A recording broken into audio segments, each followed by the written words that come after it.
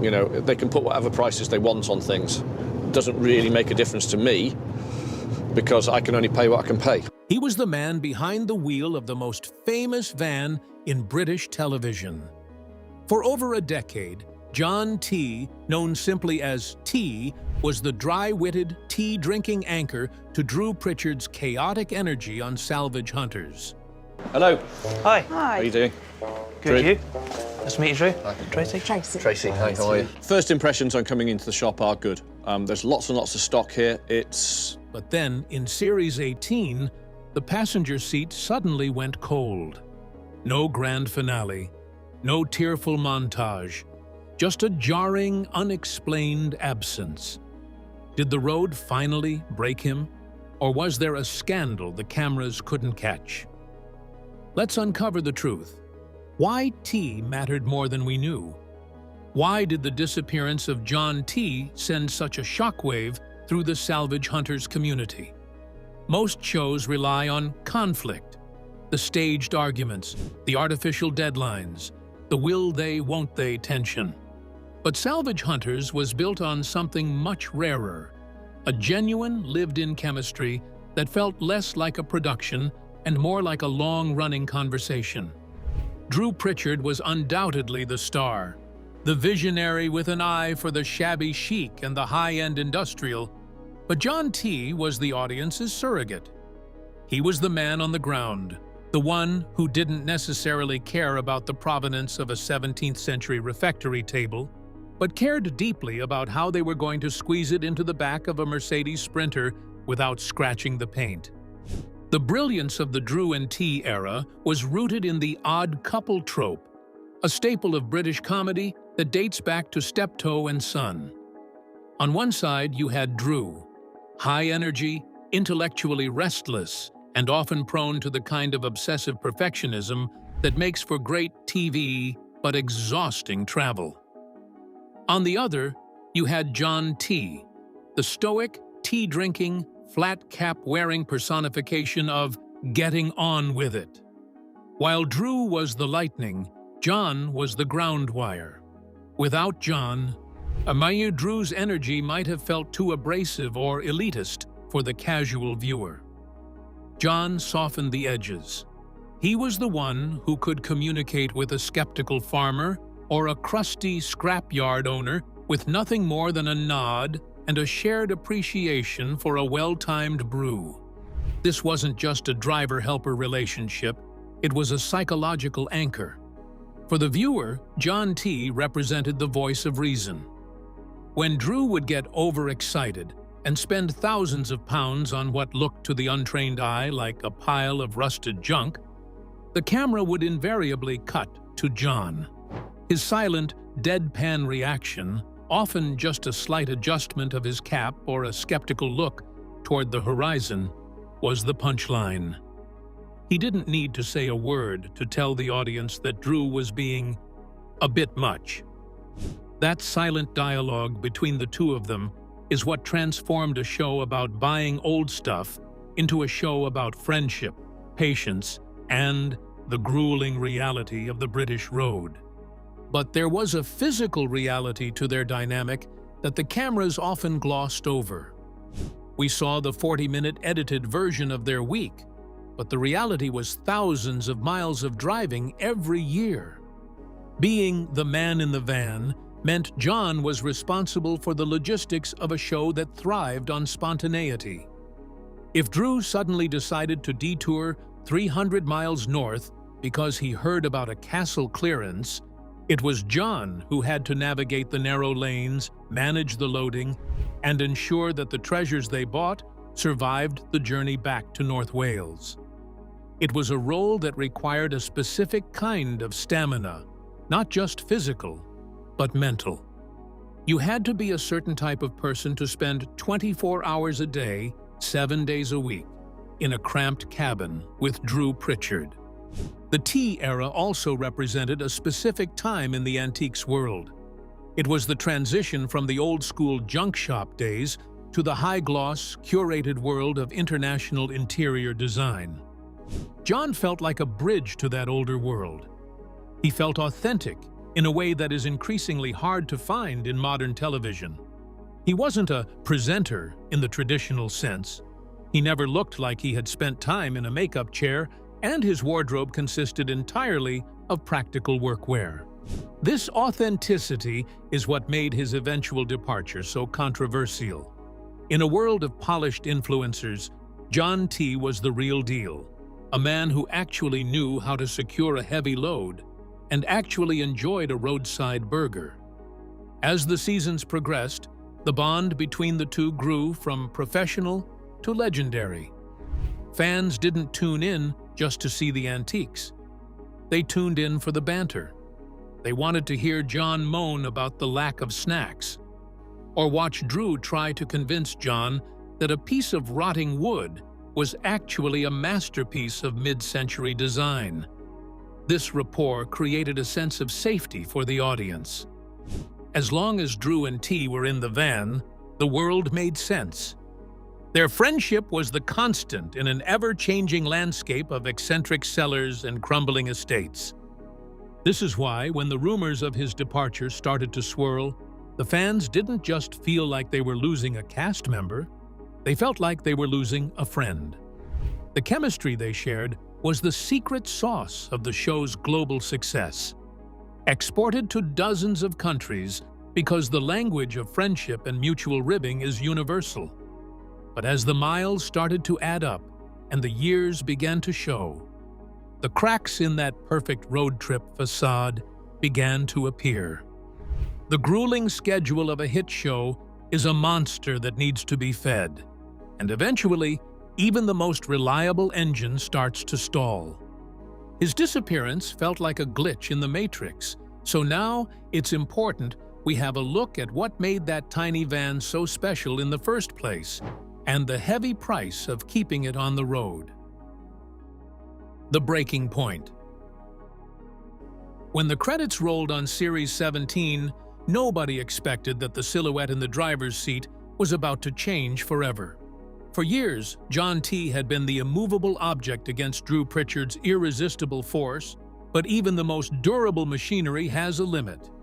While the internet loves a conspiracy theory involving secret feuds or dramatic walk-offs, the reality of T's departure is a sobering look at the hidden cost of reality TV stardom. It wasn't a single explosive event that ended his tenure. It was the slow, grinding accumulation of a decade spent on the shoulder of the M6. To the casual viewer sitting at home with a cup of tea, Salvage Hunters looks like a dream job, driving around the British countryside, poking through old barns, and discovering hidden treasures.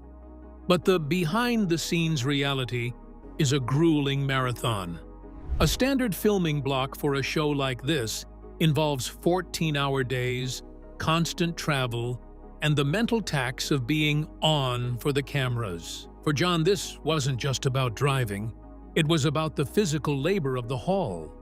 Every massive sideboard, every cast-iron radiator, and every oversized industrial light fixture had to be manhandled into the van. By the time John reached Series 18, he had been doing this for over a decade. He was no longer the young man who started the journey, and the physical toll of the salvage lifestyle is not something you can easily edit out in post-production. Sources close to the production have hinted that the decision wasn't sudden. It was a conversation that had been brewing for a couple of years. John had reached a point in his life where the appeal of the open road had lost its luster. When you've spent 10 years living out of hotels and service station car parks, the idea of a quiet morning in North Wales becomes the ultimate luxury. John reportedly expressed a desire to reclaim his time, to stop being John T. from the telly and go back to being just John. It's a classic case of the golden handcuffs. The show was more successful than ever, but the price of that success was John's personal life and physical well-being. There is also the Drew factor to consider. Drew Pritchard is a self-admitted whirlwind. He is a man who lives and breathes antiques at a pace that most people find exhausting to witness, let alone participate in. Being the constant companion to a personality that large requires a massive amount of emotional labor.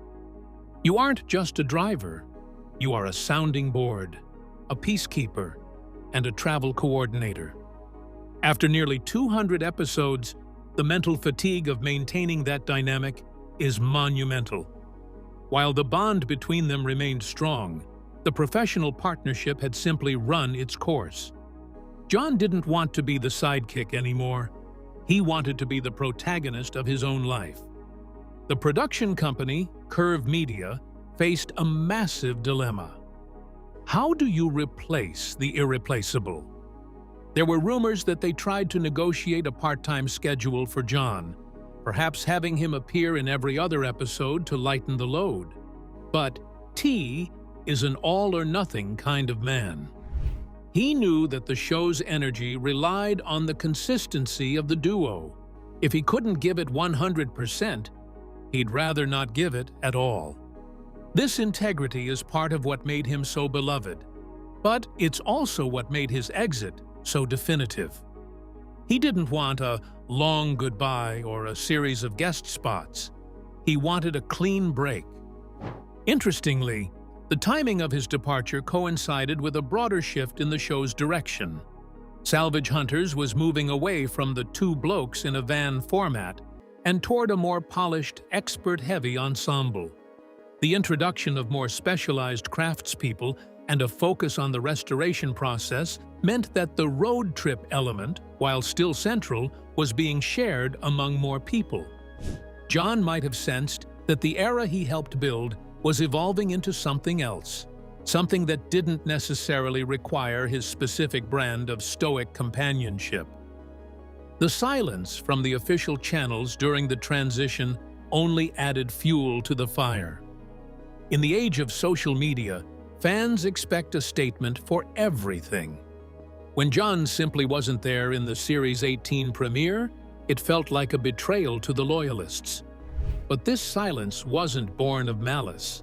It was born of respect. John T. has always been a man of few words, and he chose to exit the stage in exactly the same way he occupied it. Without fuss, without drama, and without the need for validation. He didn't want a tribute episode because that isn't who he is. He's a man who does the job and goes home. The real reason John T. left is the one reason most people find hard to accept, because it's so ordinary. He was tired. He was satisfied with what he had achieved. He had seen the best and worst of the UK's back roads, and he decided that he'd rather spend his remaining years enjoying the view from his own front porch than through a bug-splattered windshield. It's a humble end to a legendary run, but it's one that perfectly fits the character of the man we grew to love. While the official story is retirement and the wear and tear of the road, fans couldn't help but wonder if something darker was brewing behind the scenes, hidden in the shadows of the antique shops they frequented. Rumors, rifts, and Rebecca. Because the official retirement explanation on the internet felt too mundane for the high-stakes world of reality television, the vacuum was quickly filled with whispers of a catastrophic fallout. You couldn't click on a fan forum or a YouTube comment section in late 2024 without seeing someone confirming that Drew and T had a massive physical altercation over money, or that John had finally snapped under the weight of Drew's notoriously perfectionist personality. This is the controversial side of the story, the side that the production company tried to sweep under the rug, but the fans refused to let go of. The most persistent rumor was the money rift. In the world of television, the talent often starts on a modest daily rate that eventually balloons into a massive salary as the show becomes a global export. Fans speculated that John, seeing the show sold to over 30 countries and seeing Drew's personal brand explode into books, high-end showrooms, and luxury real estate, felt he was being left behind financially. Was he still being paid like a driver while generating the value of a co-star? While there is zero financial paperwork in the public domain to prove this, the optics of the situation fueled the fire. Drew was moving into a multi-million-pound townhouse in Bath and buying classic Porsches, while John remained the stoic man of the people. Then there was the Rebecca factor. Rebecca Pritchard, Drew's ex-wife and a brilliant antique expert in her own right, had already begun to distance herself from the main road trip segments of the show following their divorce. Although the split was famously amicable, a rarity in the celebrity world, the shifting dynamics of the Pritchard empire left John T. in a strange position. He had been a friend to both, a neutral party in a very public dissolution of a marriage. Some theorists suggested that John's loyalty to Rebecca, or perhaps his exhaustion with the new Drew persona that emerged post-divorce, made his position untenable. There was even a wild, completely unsubstantiated theory that John and Rebecca were planning a rival show together. While that never materialized, the fact that the two most grounded members of the original cast exited within a similar time frame felt like more than a coincidence to the eagle-eyed viewers. We also have to talk about the erasure of John T. In the episodes immediately following his departure, his name was rarely mentioned. For a man who had been the literal right hand of the lead for nearly 20 years, the lack of a Best of T special felt cold. To the cynical viewer, this suggested a non-disclosure agreement, NDA, or a legal settlement. In the industry, when a cast member leaves on good terms, there's usually a celebratory social media post or a passing of the torch moment. The silence from Quest and Discovery felt like a corporate gag order. Did John see something he shouldn't have? Or did he simply demand a payout to walk away quietly? The reality is likely less cinematic, but the production's refusal to address the elephant in the van turned a simple retirement into a conspiracy. Another layer to the controversy involves the changing tone of the show itself. As Salvage Hunters evolved, it became less about the junk and more about high-end architectural salvage. The items became more expensive, the locations more elite, and the vibe more boutique. John T. was the king of the scrap heap, but did he fit into the world of five-figure French armoires and Italian marble?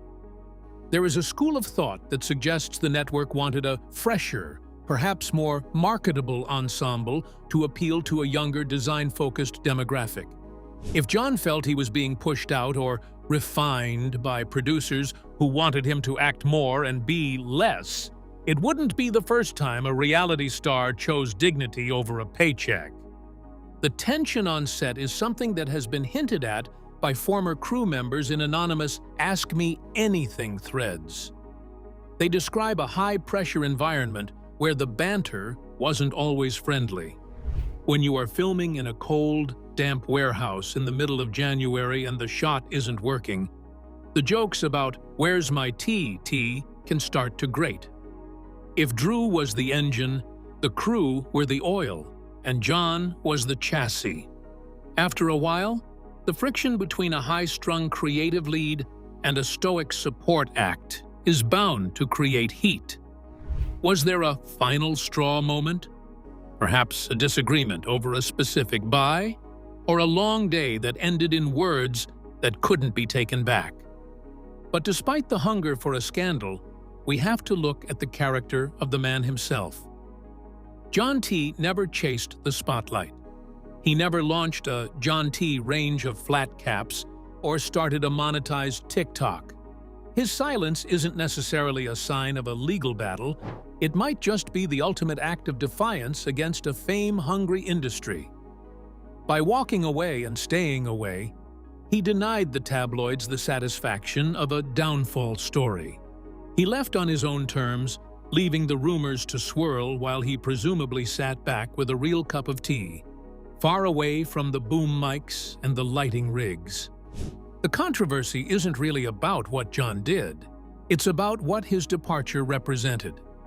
To the fans, it felt like the death of authenticity. In an era where every reality show is scripted to within an inch of its life, the Drew and T partnership felt like the last real thing on television. When that was dismantled, it broke the spell. The rumors of rifts and lawsuits are just the audience's way of processing the grief of losing that connection. They want a reason that matches the scale of their disappointment. If there was no big fight, then why did it feel like the show was being dismantled piece by piece? And why did the new faces feel like they were stepping into shoes that were far too big to fill? The New Guard, Life After T.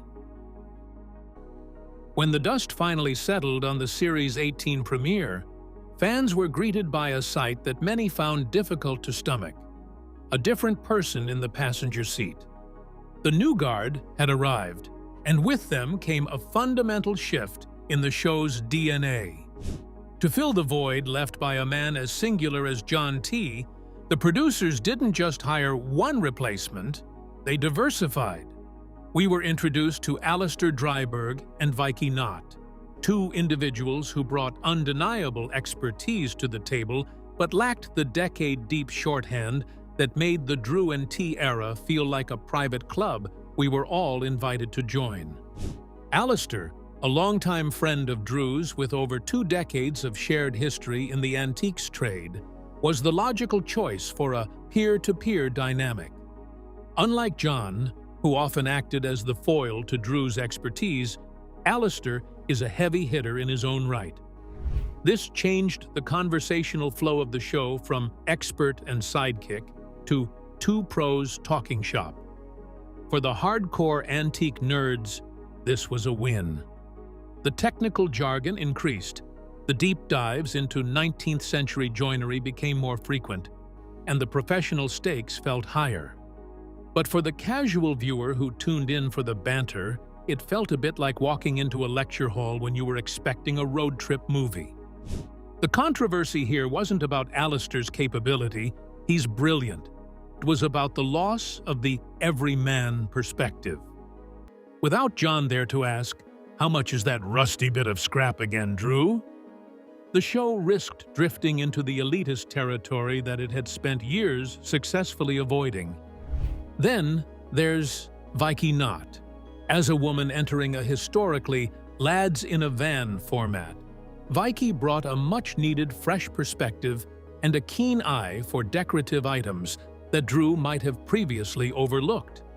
Her inclusion was a clear signal that Salvage Hunters was trying to modernize, moving away from the dusty, male-dominated warehouses of the early 2010s and into the 2026 landscape of inclusive, high-design television. However, the vocal minority of the fan base, those who view any change as a personal affront, reacted with predictable skepticism. They argued that the chemistry was forced, or that the show was ticking boxes.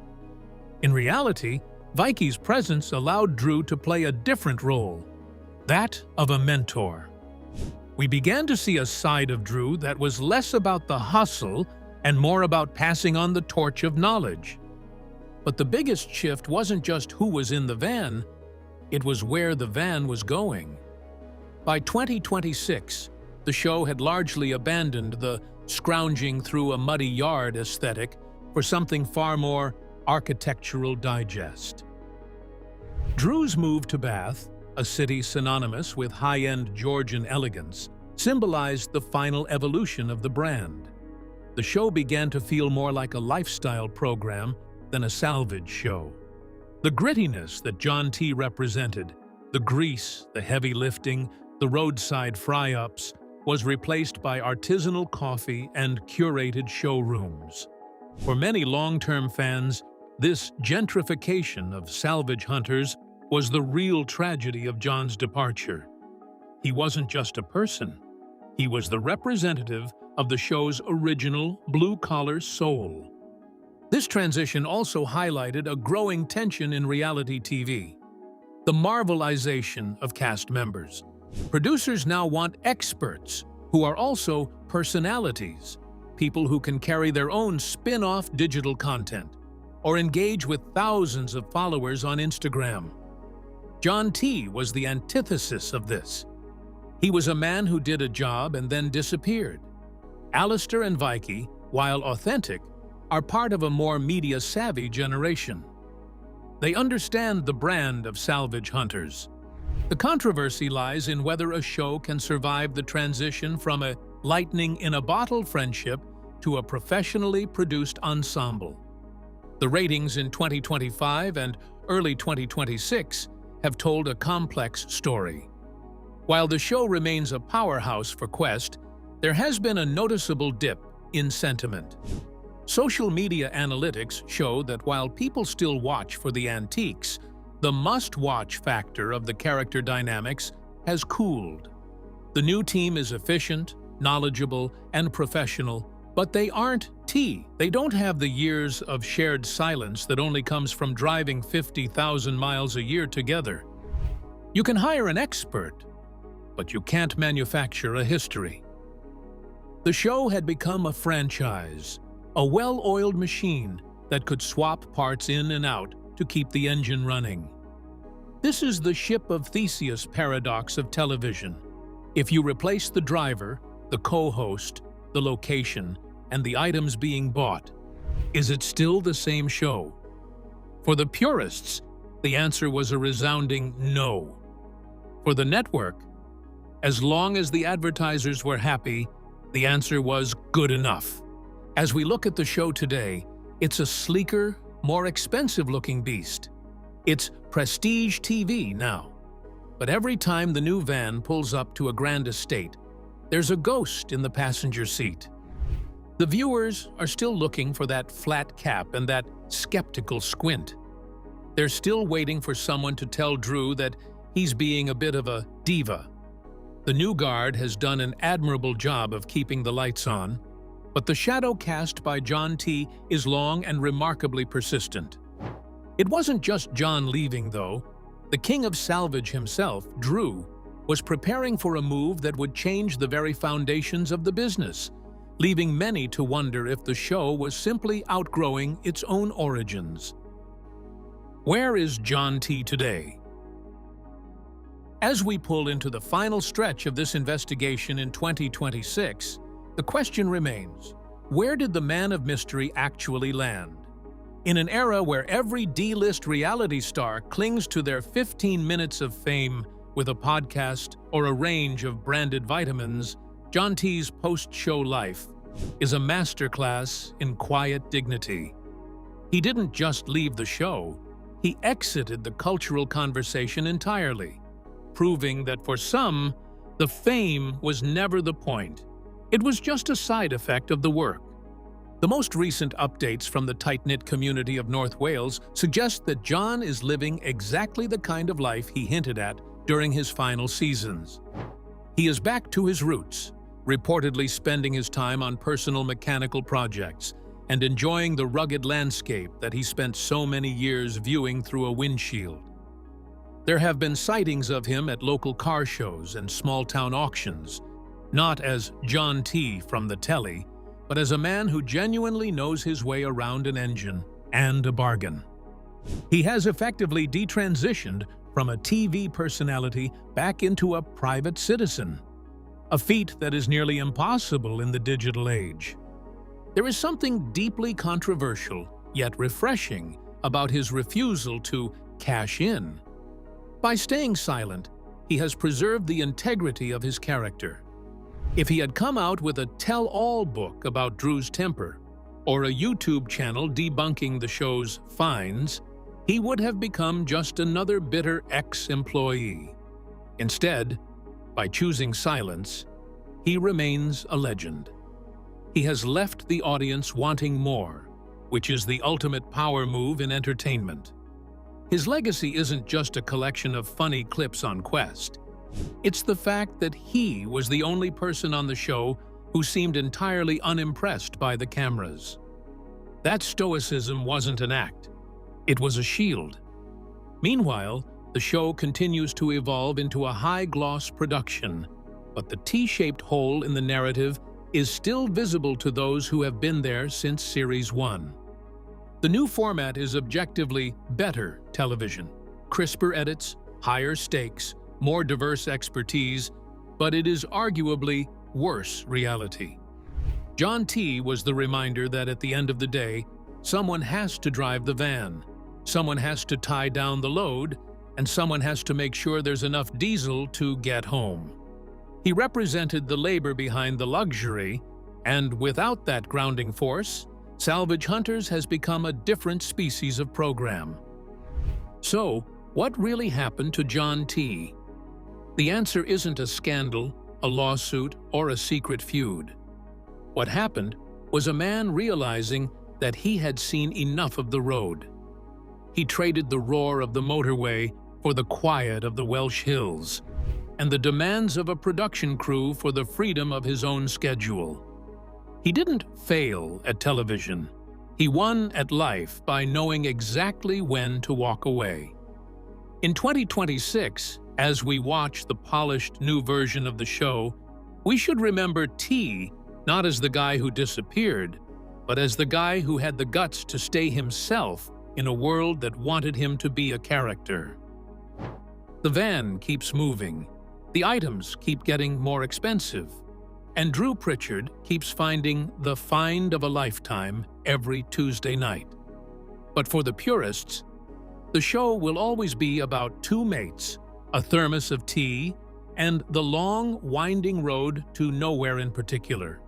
John T. might be gone from our screens, but in the history of British television, he remains the undisputed king of the passenger seat. If you want more deep dives into the hidden stories behind your favorite shows, make sure to hit that subscribe button and turn on notifications so you never miss an episode.